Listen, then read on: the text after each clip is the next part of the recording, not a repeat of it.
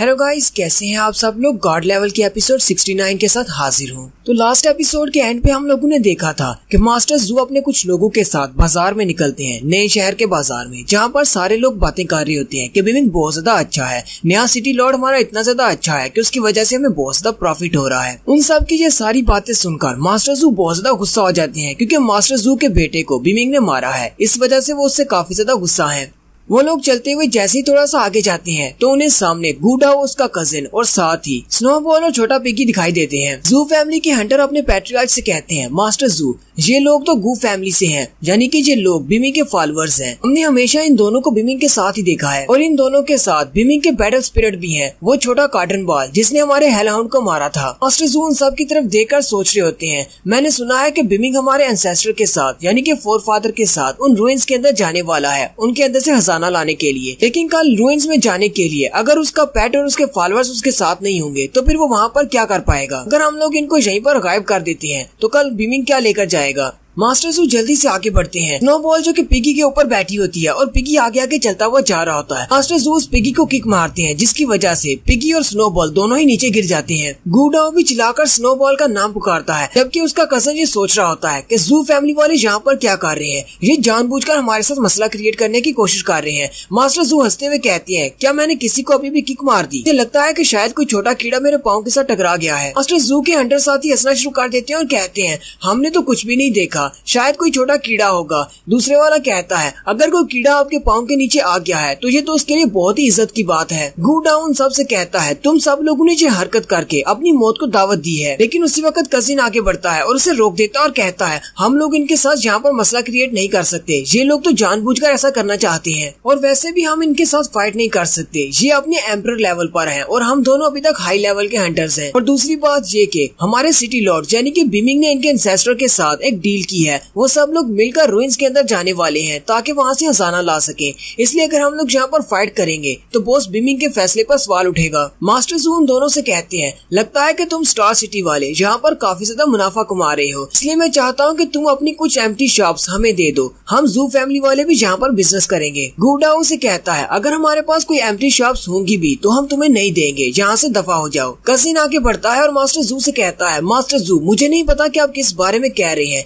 लेकिन अगर आप चाहते हैं तो मैं आपके लिए हेल्प कर सकता हूँ। मैं आसपास पूछ सकता हूँ कि अगर कोई दुकानें खाली हैं तो आपको दे सकते हैं, लेकिन हमारी गू फैमिली की शॉप्स अगर खाली भी हैं तो वो भी हम आपको नहीं देंगे। वो हंटर्स उन्हें इशारा करते हुए कहते हैं, तुम्हारी ये शॉप्स बिल्कुल खाली पड़ी हुई हैं, तुम अपनी ये शॉप्स हमारे साथ शेयर कर सकते हो, हमारी जू फैमिली वाले इनमें अपना बिजनेस करेंगे। दूसरा वाला कहता है, क्या तुम्हें पता नहीं हमारे मास्टर जू एम्परर लेवल के हंटर हैं, अगर तुम लोग हमसे फाइट करना चाहोगे तो तुम लोग हार जाओगे, इसलिए चुपचाप ये शॉप्स हमारे हवाले कर दो। गूडाओ उनकी बात सुनने के बाद हंसना शुरू कर देता है। साथ ही गूडाओ उनकी बेइज्जती करते हुए कहता है, तुम सब लोगों को तो शर्म आनी चाहिए, तुम सब लोगों को जाकर चुल्लू भर पानी में डूब मरना चाहिए। कल हमने तुम्हारे यंग मास्टर को मार डाला था, उसके बाद भी तुम लोग अपना मुंह उठाकर यहाँ पर चले आए हो। अपने बेटे की मौत वाली बात का सुनकर मास्टर जू काफी ज्यादा गुस्सा हो जाते हैं और कहते हैं, अभी अभी क्या तुमने कहा, दोबारा से कहकर दिखाओ। गूडाओ मास्टर जू से कहता है, मेरे कहने का मतलब ये है कि तुम सब लोग अपने आप को कोई बहुत बड़ी फैमिली समझते हो, तुम सब समझते हो कि तुम लोग बहुत ज्यादा स्ट्रॉन्ग हो, हालांकि तुम्हारे पास सिर्फ एक फोरफादर है जो कि काफी ज्यादा स्ट्रॉन्ग है, लेकिन वो भी हमारे बिमिंग के सामने कुछ भी नहीं। इसलिए अगर तुम्हें इस गली में कुछ शॉप्स चाहिए तो जाओ जाकर हमारे बॉस यानी कि बिमिंग के सामने उनके तलवे चाटो, क्या पता वो तुम्हें कुछ शॉप्स दे दे। मास्टर जू गूडाओ से कहते हैं, तुम तो अभी बहुत ज्यादा यंग हो, इस तरह की बकवास तुम्हें नहीं करनी चाहिए, अगर तुम्हारे अंदर इतनी ज्यादा हिम्मत है तो आओ चलकर हम लोग फाइट करते हैं और देखते हैं कि हम में से कौन ज्यादा स्ट्रॉन्ग है और कौन जीतता है, देख लेंगे कौन किस काबिल है। लेकिन हम लोग तुम्हारे इस बॉस चैन बिमिंग के शहर में फाइट नहीं कर सकते, कहीं ऐसा ना हो कि तुम्हारे बॉस का शहर डिस्ट्रॉय हो जाए। गूडाओ से कहता है, हाँ क्यों नहीं, चलो बाहर चल के फाइट करते हैं, मैं भी देखना चाहता हूँ तुम कितने ज्यादा स्ट्रॉन्ग हो। जबकि उसके कजिन को कुछ भी समझ नहीं आ रही होती कि आखिर ये गूडाओ करना क्या चाहता है, ये इसके साथ फाइट तो कर नहीं सकता, फिर ये इसके साथ फाइट करने के लिए जा क्यों रहा है। तो वो शहर से बाहर चले जाते हैं। एक तरफ गूडाओ होता है जबकि दूसरी तरफ मास्टर जू खड़े होते हैं। मास्टर जू से कहते हैं, तुम्हें तो बहुत ज्यादा शुक्र मनाना चाहिए कि तुम आज मेरे हाथों से मरने वाले हो। गूडाओ मास्टर जू से कहता है, मुझे लगता है कि सिर्फ तुम्हें बकवास करना आता है, अपना मुंह बंद करो और चलो अपने हाथों से फाइट करते हैं। मास्टर जू आगे से हंसना शुरू कर देते हैं और कहते हैं तुम तो बहुत बड़े बदतमीज हो, चलो फिर मैं तुम्हें सबक सिखाता हूँ। और साथ ही वो अपनी पावर को रिलीज करते हुए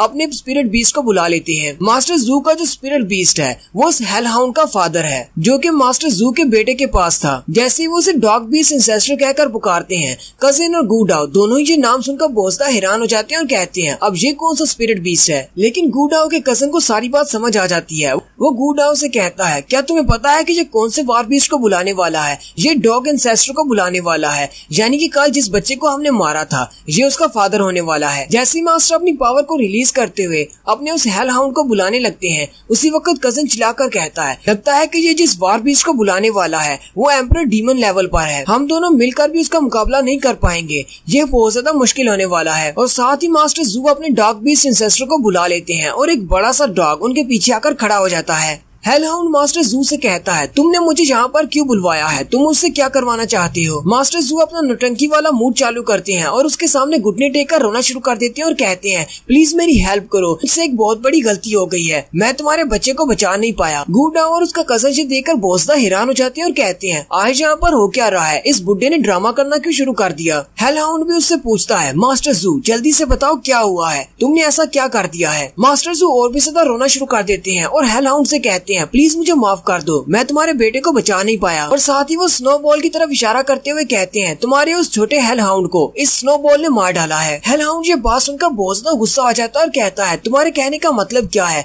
क्या इसने मेरे बेटे को मार डाला जो मेरी जगह लेने वाला था? मास्टर जू कहते हैं हाँ मैं बिल्कुल सच कह रहा हूँ, इसी छोटे से कॉटन बॉल ने तुम्हारे बेटे को मारा है और इसके मालिक ने कहा था कि अगर तुम इससे बदला लेने के लिए आते हो तो वो तुम्हें मार डालेगा, तुम्हारी हड्डियों को चूरा बना देगा, तुम्हारे गोश्त का कीमा बनाकर उसका सूप बनाएगा। गूडाओ अपने कजन से कहता है मुझे लगता है कि यहाँ पर कुछ बहुत ज्यादा गलत होने वाला है क्योंकि इसने अपना नौटंकी मूड चालू किया हुआ है, तुम जल्दी से जाओ और बॉस चैन बीमिंग को बुला कर लाओ। कजिन उसे कहता है और तुम क्या करने वाले हो? गूडाओ अपने कजिन से कहता है मैं इन्हें यहाँ पर रोक कर रखता हूँ, मैं कोशिश करूंगा कि तुम्हारे आने तक किसी को कोई नुकसान न पहुँचे। कजिन उसकी बात सुनकर बहुत ज्यादा हैरान हो जाता है और कहता है तुम तो ऐसे नहीं थे, तुम ऐसा कब से सोचने लग गए? गूडाओ से कहता है असुरा बैटल ग्राउंड में जब हम लोग गूजों को बचाने के लिए गए थे वहाँ पर मुझे रियलाइज हुआ कि मैं अपनी फैमिली का बनने वाला हूँ, तो मुझे कुछ रिस्पॉन्सिबल पर्सन बनना होगा, मुझे भी कुछ मेहनत करना होगी, मैं हमेशा खतरों से भाग नहीं सकता। कजिन उसकी बातें सुनने के बाद काफी ज्यादा हैरान होता है और कहता है लगता है कि जो बच्चा बड़ा हो चुका है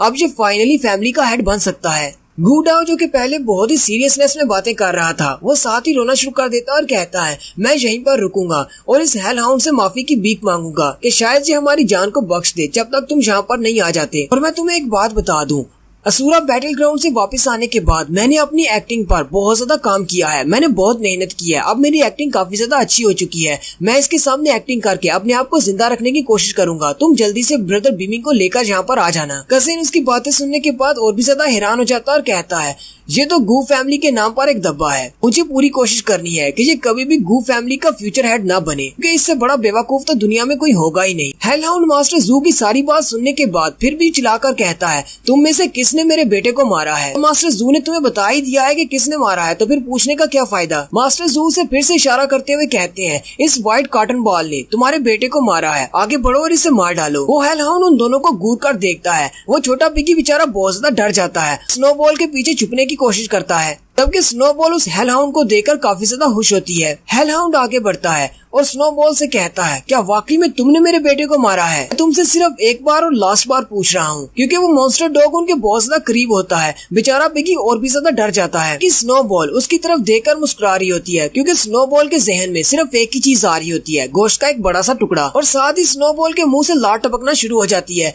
हेल हाउंड भी ये देखकर काफी ज्यादा हैरान हो जाता है और कहता है आखिर इस छोटे कॉटन बॉल का मसला क्या है, मुझे देखकर इसके मुंह से लार क्यों टपक रही है? हेल हाउंड उसे कहता है मुझे लगता है कि शायद तुम अपनी जगह भूल रहे हो, मैं हेल का किंग हूँ, तुम एक सिर्फ छोटे से कीड़े हो। और साथ ही हेल हाउंड अपने मुंह से हेल फायर निकालता है और वो स्नोबॉल और छोटे पिगी के ऊपर डायरेक्ट अटैक करता है। गूडाओ और उसका कजन चिल्लाकर स्नोबॉल का नाम पुकारते हैं लेकिन वो आगे नहीं बढ़ पाते। गूडाओ का कजन कहता है मैं जल्दी से बॉस बीमिंग को बुला कर लाता हूँ, तुम यहीं पर रुको। गूडाओ अपने कजन से कहता है यहीं पर रुको, मेरी बात सुनो। वो उसे कहता है क्या हुआ? गूडाओ कहता है मुझे जाने दो, मैं बॉस मिमी को बुलाकर लाता हूँ, तुम यहाँ पर रुको। क्योंकि गूडाओ उस बीस्ट की पावर को देखकर बहुत ज्यादा घबरा जाता है। कजिन उसे कहता है लेकिन थोड़ी देर पहले तो तुमने कहा था कि तुम मुझे जाने दोगे, तुम यहीं पर रुकोगे। गूडाओ उसे कहता है अगर बॉस की बैटल स्पिरिट उसका सामना नहीं कर सकती, उस बीस्ट मॉन्स्टर को नहीं मार सकती, तुम्हें क्या लगता है कि मैं यहाँ पर कितनी देर तक टिक पाऊंगा? मैं यहाँ पर मरने नहीं वाला। मैं बॉस मिमी को बुलाकर लाता हूँ, तुम थोड़ी देर के लिए यहाँ पर इसे रोक कर रखो। अगर तुम मर गए तो मैं तुम्हारे नाम की बहुत सारी अगरबत्तियां जलाऊंगा ताकि तुम्हारी आत्मा को शांति मिल सके। और साथ ही वो वहाँ से भाग जाता है। गूडाओ का कजन उस हेलहाउंड की तरफ देखता है और कहता है अब मैं क्या करूँ, मैं तो यहाँ पर अकेला रह गया, मैं इसका सामना भी नहीं कर सकता। और यहीं पर हमारी एपिसोड 69 का एंड होता है। नेक्स्ट एपिसोड में हम लोग स्नोबॉल और हेलहाउंड की फाइट देखेंगे कि इन दोनों में से कौन जीतेगा और कौन ज्यादा स्ट्रॉन्ग है। एक्सप्लेनेशन अच्छी लगी हो तो कमेंट करके जरूर बताइएगा। चैनल को सब्सक्राइब कर दें, वीडियो को लाइक और शेयर कर दें। शुक्रिया।